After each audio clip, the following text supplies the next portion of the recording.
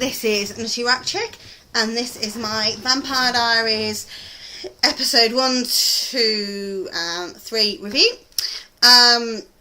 Obviously, I started doing this slightly later on, so whereas I've done Supernatural from the first episode of the last season, I'm slightly further behind on Vampire Diaries. So I'm just going to take you through the first 3 episodes of what my thoughts. The first episode was, we had the cliffhanger of whether Jeremy's alive or dead or undead. I thought that was quite interesting. I think the way they handled it was quite interesting as well, because they did he took an overdose, but he didn't take enough to kill him, so Anna's blood actually healed him. I thought that was really interesting. I quite liked the sort of exiting of Uncle John. I thought that was quite good, because I thought that character had kind of run its course. I kind of think the way they were playing the Elena and Damon kissing, but it wasn't Elena, it was Katherine thing really, really well. My heart just falls out for Damon. Oh, bless him. He's so hot, and he's so sweet, and he's so fucked up. And I think a lot of us can kind of relate to that feeling.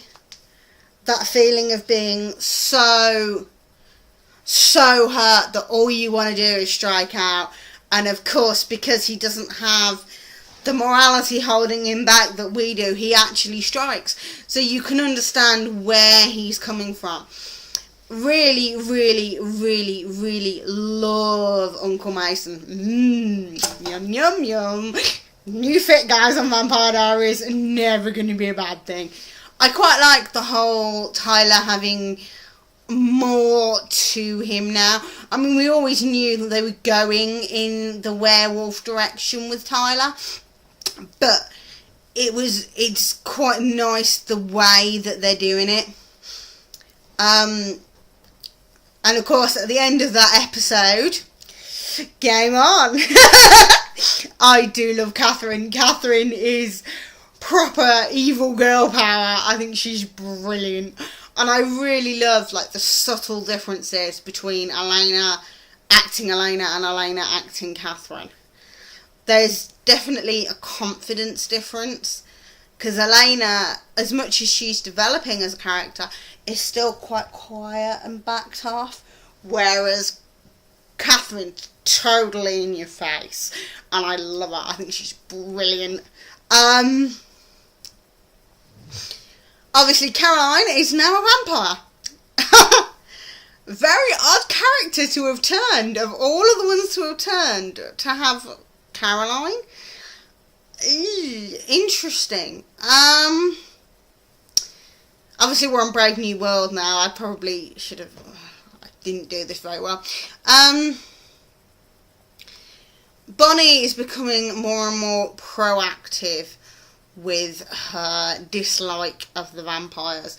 I really like Bonnie as a character. I think she's trying to be what she thinks her ancestors would have wanted her to be, and I think she needs to stop doing that and start being her and playing more as her, because I think she's finding the power and the frustration that she can't make the world a better place is really playing on her head. I really do like the Bonnie character, and I mean, a lot of people have been like, oh, Bonnie, but I actually really like her. I like the confusion in her, that it's kind of, well, surely killing a vampire, doesn't that make you a killer, which makes you as bad as them? It's kind of a circular question. I quite like Damon sort of poking at Mason to find out what's going on. Quite liked that. Quite liked the whole ninja jumping in the air thing with a fight at the end. That was quite interesting. Generally, I think it's very good. I quite like that despite the fact that Elena's extremely pissed at Damon, she still saves his life. But I think the inference is that it's more for Bonnie's sake than for Damon's. Not quite sure about that. Bad Moon Rising. Elena, Damon and Alaric travel to Duke to have a look at Isabel's research. I quite like the things they played with in this. I quite like that Elena's not that keen on travelling with Damon. But Damon starts being nice to her and she just turns around and snogs Stefan's brains out. And you can see the hurt look on his face. It's like, oh, I'm a bitch, don't do that to him. He's so sweet. Oh. See, I'm hopelessly Team Damon. I do apologise, but it's true.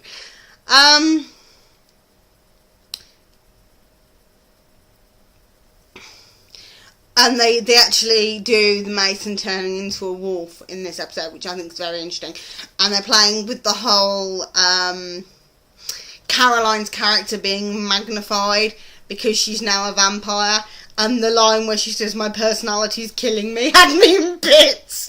I just thought that was brilliant. I just thought it was really, really good. And at the end, when Elena turns around and says, "No, we'll never be friends," and he looks at her and says, "But you already knew that."